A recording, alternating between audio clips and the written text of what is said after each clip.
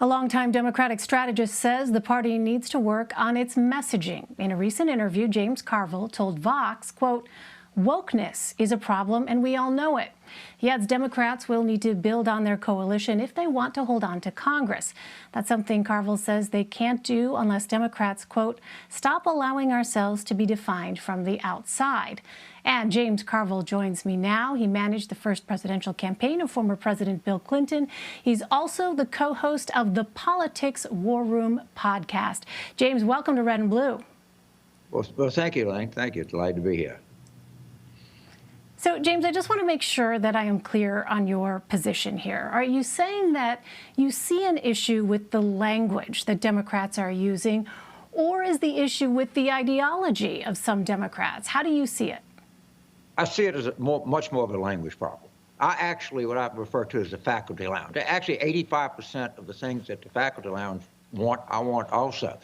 But we're communicating with words and in language that people don't understand, or that they don't even use. I mean, the alternative term Latinx, that 3% of the people use that.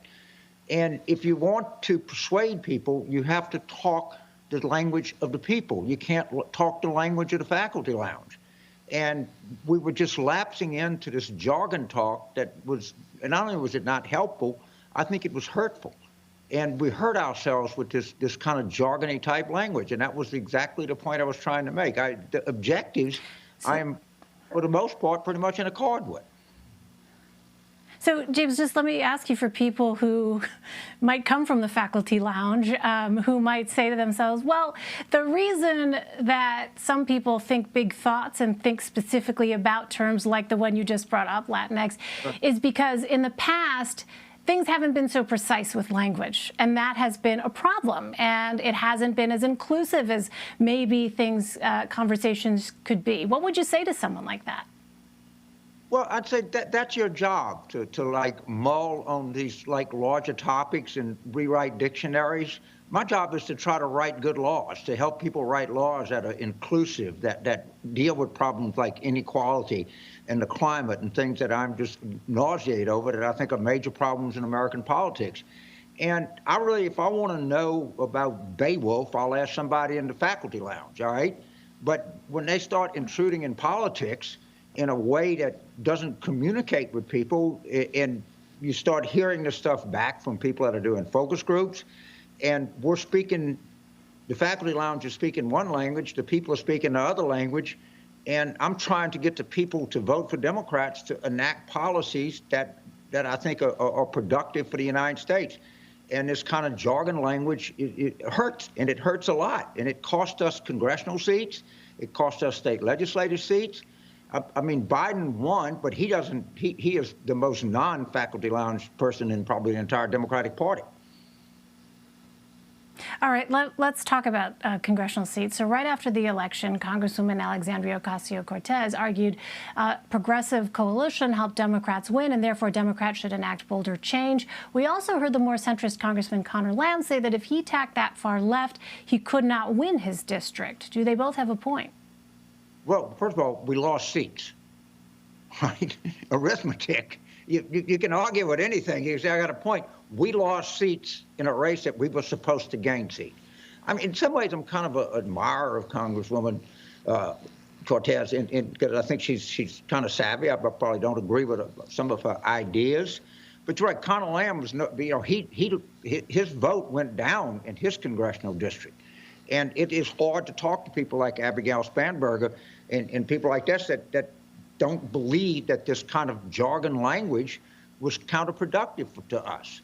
And I understand where the Congresswoman is coming from, but that just doesn't comport with arithmetic at all. And I don't think it's helpful at all. I think she's a talented person, has a lot of talented. I point that out. But that's not where people are, and it's different if you're running in Southwest Pennsylvania than you're running in the Bronx. We got to be cognizant. We want to have a big party. We want to be a big tent party. We want to draw in people from around the country. We got to start acting like it. Is it possible to do that, though, considering what you've heard, James, as far as the differences between the different wings in the Democratic Party? You know, I don't know that the objectives are that staggeringly different.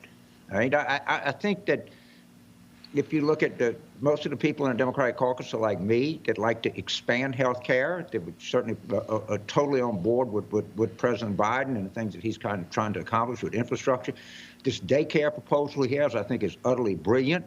The idea that we're going to help people with home health is to me, as integral part of infrastructure as any bridge or highway that's ever been built.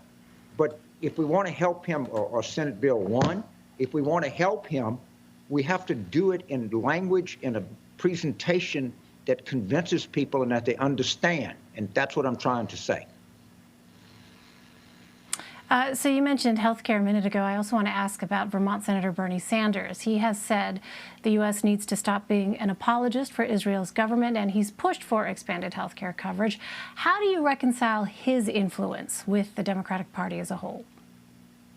Well, I mean, first of all, Senator Sanders is making a point about some of the policies of the government of Israel, like expanding these settlements or evicting people in East Jerusalem, which are counterproductive. And he was trying to make that point that is unrelated to health care. He thinks that we should have Medicare for all. Well, he ran on that, and so did Senator Warren. And President Biden ran away with the Democratic primary. The Democratic voters have spoken on the direction that they want the party to go in.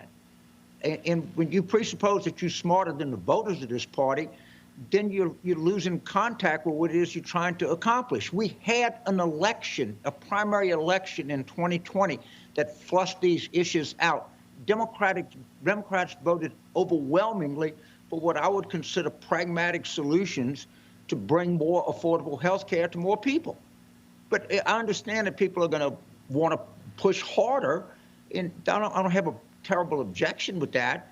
But when and to Senator Sanders' credit, he doesn't use faculty lounge jargon. I don't want to include him in that. I want to be very careful. But he makes some good points about the Middle East, and other people also make good points. But the two are unrelated.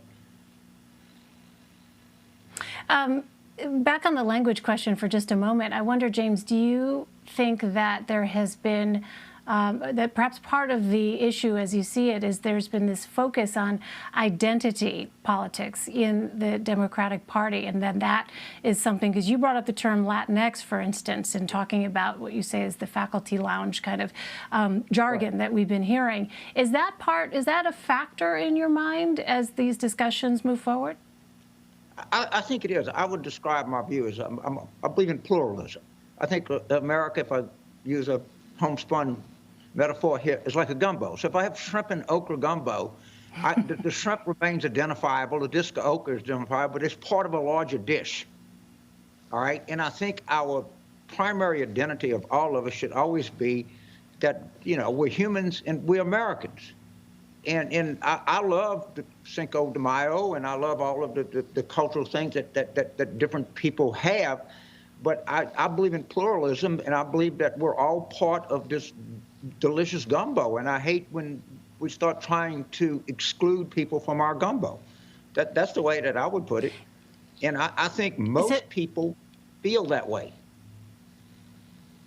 So you think part of, just so I understand, James, so the faculty lounge jargon that you talk of, that you say is really kind of hurting Democrats when they get out there and try to get their message across, you think that identity issues are part of what is blocking that message from getting through? Is that right? Do I have that right? I mean, people have an identity. I don't have an issue with that. But when you talk about your identity first and the country second, then people who don't share your identity are not going to be persuaded by you. So if I'm looking at myself in this TV picture, I'm white, I'm pale, I need to get some sun. All right, but that's not my chief identity. Is not the fact that I'm too white and I need to get some sun. My chief identity is the fact that I'm an American. And I want us to have a country where everybody respects other people and gets along with other people. I can't do anything about my identity any more than anybody else can. but we should talk to people in a clear language that they understand and appeal to something better than just one's identity. And I understand why people do that. I'm just trying to encourage a more inclusive and broader language, and I want more ingredients in this gumbo. Before we let you go, James, our time is running short. Of course, Democratic politics is your wheelhouse, but I'm curious to get your thoughts on the Republican Party here moving forward. What do you think the role of President Trump will be? How integral of a role do you see him playing going forward in Republican politics? President Trump is the Republican Party. There's no such thing as the Republican Party that I grew up running campaigns against. My Democracy Corps, which I'm part of, 75%, which is by my count is a pretty substantial majority, follow President Trump more than the Republican Party. They demand that the Republican Party do everything they can to protect Donald Trump. The idea that there's a Republican Party out there separate from Donald Trump is that's just not a fact. That's just not where we are in American politics. Donald Trump is the Republican Party, period, end of argument. All right, James Carville, we've talked gumbo, we've talked identity. For the record, you and I did not coordinate our sartorial choices today. Yeah. I went to the University of Illinois, so if we were representing college colors, I would have been wearing blue and orange, for the record. Right. All right, James Carville, thank you very much, James. Well, thank you. I enjoyed it. No, we did not coordinate anything, I promise you.